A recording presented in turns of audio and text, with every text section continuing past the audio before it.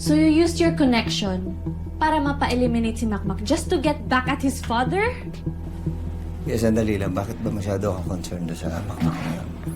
That is not the point. Why are you making them suffer?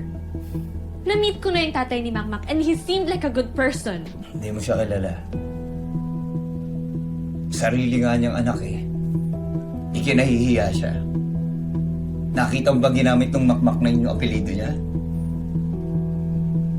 Pinakilala ba siya ni minsan? Hindi, di ba? You know why?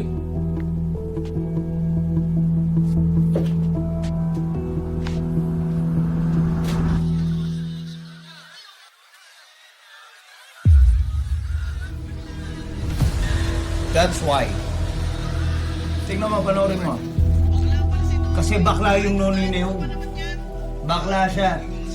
Kaya buong pamilya niya tinakwil sa asawa at anak niya.